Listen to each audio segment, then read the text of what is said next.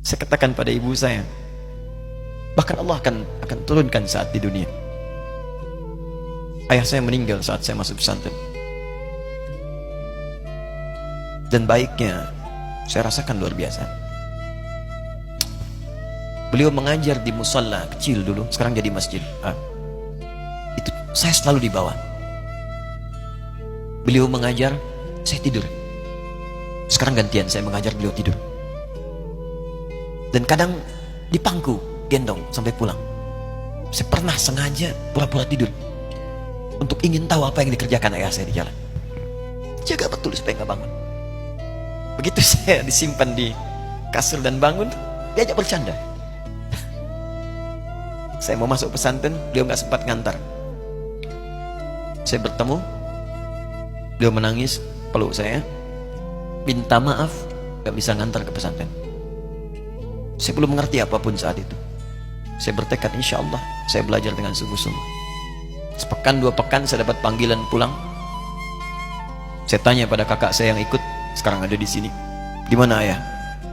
Beliau nggak jawab. Sampai di Bandung, paman saya, beliau sekarang Sekom MUI Jawa Barat, langsung menyampaikan, nampaknya nggak akan terkejar sampai sana, mungkin sudah dimakamkan. Saya ngerti, paham saat itu bahwa beliau telah wafat. Maka saya pulang. Maghrib saya sampai, saya dapati ibu di ruangan tengah. Saya datangi, saya menahan tangis, tidak menangis sedikit pun, untuk membahagiakan ibu saya. Saya datang, saya peluk, saya temani tidurnya. Itu pertemuan saya dengan ayah saya terakhir di mimpi. Saya bermimpi melihat sudah pakai kemeja, tersenyum, mendadahi saya. Sudah. Besoknya saya cari ke kamar. Ternyata Allahu Akbar, apa yang selama ini saya pelajari di pesantren, kitabnya sudah ada di kamar semua, sudah disiapkan. Saya menangis saat itu. Saya bawa mushaf. Jadi bapak saya, ayah saya, itu bajunya pun saat wafat dibagikan kepada sahabat-sahabatnya. Bajunya, kitab-kitab ini dibagikan. Ibu saya menunjukkan kemudian ada jam yang nanti nak pakai. Saya bilang simpanlah. Saya bawa mushaf.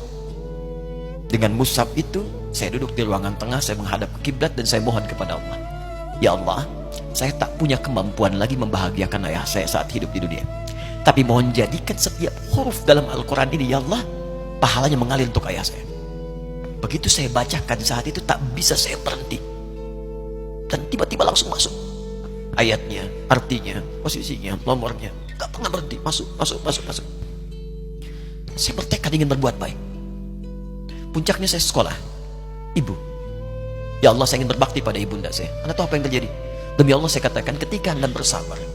Ibu saya, Bu, Pak, itu krisis 97 Kak. Waktu krisis saya masuk pesantren, saya diberikan sempurna bekal seperti anak-anak lain. Rupanya ibu saya sudah tanya kepada santi-santi, orang tuanya, berapa bekal Anda kasihkan? Dikasih yang paling tinggi itu dikasihkan pada kami tiap bulan. Saya terima. 1 kali libur saya pulang dari jauh, ibu saya tersenyum melihat sedang jemur pakaian melihat saya. Begitu saya tiba, kaget saya. Ini kok pakaian ibu saya, pakaiannya nggak cocok dipakai gitu. Ini bukan pakaian ibu saya, kayak kain pel lah kalau sekarang. Saya masuk ke rumah, saya kejar, saya buka pakaiannya, lemarinya, saya nggak temukan sedikit pun. Saya kejar kakak saya, dia sudah siapkan makan. Kak perempuan kami yang kedua, mana pakaian ibu saya? Perhatikan jawabannya. Dia menangis saat itu. Dia bilang, mama itu telah menjual semua perhiasan dan pakaiannya untuk pendidikan kamu. Jual. Untuk kita katanya. Jual. Dan bertahan dengan 150.000 per bulan saat krisis. Jadi rupanya ibu saya itu makan nasi sehari cuma sekali. Beliau mengajar. Di berangkat sekolah itu cuma makan pisang, minum kopi, makan nasinya malam. Saya bilang, ya Allah, saya akan ganti baju ibu saya dengan kain ihram dan saya ganting tangannya di Masjidil Haram. Itu apa yang terjadi? Begitu saya kuliah di Libya, alhamdulillah, saya berangkat, saya mulai mengajar, saya serius belajar. Saat itu kemudian Allah mulai berikan jalan. Saya ingin sungguh-sungguh. Malam saya bangun, saya sholat, saya belajar, saya menghafal Quran, saya belajar riwayat Quran. Sampai puncaknya tiba. Saya ditugaskan pemerintah Indonesia saat itu untuk jadi petugas haji di Mekah. Saya telepon ibu saya. Saya bilang, Ma, saya insya Allah akan haji 2010. Saya telepon Februari saat itu. Saya dengar suara, terbayang wajahnya indah, senyuman, bahagia. Alhamdulillah, nak. Kapan berangkat? Tahun ini insya Allah. Saya bilang, dan saya tidak akan pernah berangkat kecuali mama pun akan berangkat. Terdengar nada pesimis tapi senyum. Dari mana katanya? Allah akan kasih, saya bilang. Saya sedang bekerja berusaha karena Allah. Mustahil Allah akan sia-siakan gitu. Berapa butuhnya? Porsinya 25 juta. Kapan harus ada? Bulan Juni. Ya, jadi dari Februari ke Juni itu. Ya, Juli bukan Juni, Juli. Ya, jadi saya masih ingat tuh bulan 7 5 bulan tuh. Saya ibu, Pak, nabung saya. Saya beli tabungan, saya niatkan untuk ibu saya haji. Bulan Juli masih setor 25 juta. Jadi semua tabungan masukin situ. Ada yang ngajar ngasih, masukin situ. Masukin semua. Tepat sepekan sebelum itu kemudian didaftarkan, saya buka tabungan. Allahu Akbar, karunia Allah luar biasa. Tadi butuh berapa?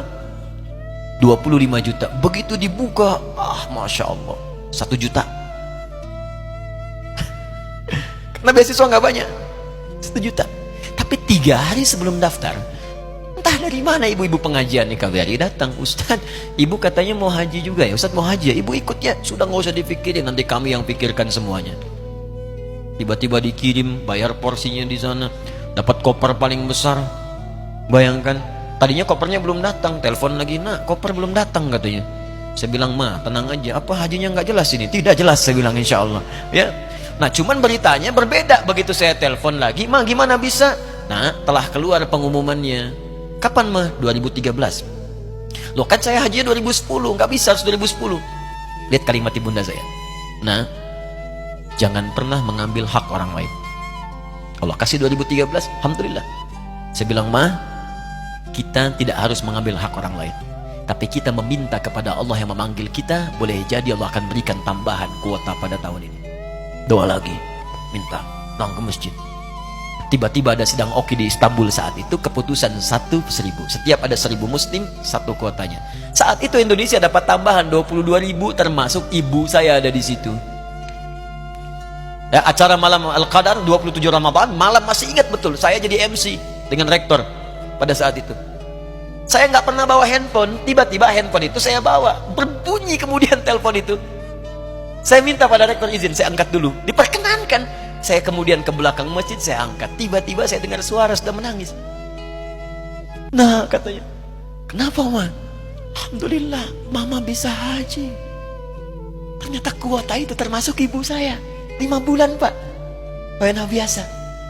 Nggak bayar tambahan, nggak ada macam-macam, bisa berangkat. Begitu saya berangkat duluan, saya tungguin betul di apartemennya, di maktabnya sampai datang. Begitu sudah datang, saya nggak sapa, saya lihat dari jauh. Bahagianya saya bisa mengganti pakaian tadi yang lusuh dengan kain ihram. Saya perhatikan, saya ikuti dari belakang. Di lift, saya ikuti. Di jalan, saya ikuti.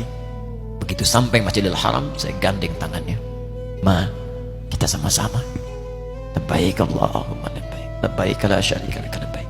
Saya tawaf, saya gandeng ibu saya lindungi supaya dapat kenikmatan dalam tawafnya. Begitu saya rasakan bagaimana Sayyidah Hajar bekerja keras untuk Ismail. Saya balas di situ. Saya gandeng tangan yang kanan. Saya minta pada Allah, muliakan ibu saya, ya Allah, muliakan ibu saya, muliakan, berikan saya kesempatan membahagiakannya. Cuman yang kanan digandeng, yang kiri kosong, karena sudah tidak ada. Jadi ketika Anda belajar pun untuk menjadi ulama, Allah akan muliakan Anda. Orang tua Anda akan dapat bagiannya. Yang hafal Quran itu Musa, yang bisa haji bapak ibunya. Kemarin saya jadi Amirul Hajj dari kedutaan Saudi berangkat, membawai 350 orang rombongan. Siapa yang saya bawa? Ahli Quran, yang hafal Quran anak-anaknya. Ahmad Kamil, yang haji, pengajarnya, murabbinya, ibunya, temannya, banyak yang berangkat. Yang berangkat siapa? Calon ulama. Dijadi ulama itu, jangankan sudah jadi, kalau benar caranya, baru bergerak pun Allah pasti akan jaga. Kalau benar caranya. Di satu pertanyaan tadi, pilih mana orang soleh atau ulama? Jangan pisahkan. Karena jadi ulama itu adalah tingkat tertinggi bagian dari orang saleh. Jadi mesti ada yang jadilah di keluarga. Pilih satu mungkin ahli Quran, dua ahli hadis, yang lain dunia, tapi dunia diniatkan membantu ibadah. Jadi arsitek buat bangun masjid, bangun pesantren, pahala banyak. Insya Allah akan dibuka oleh Allah, insya Allah.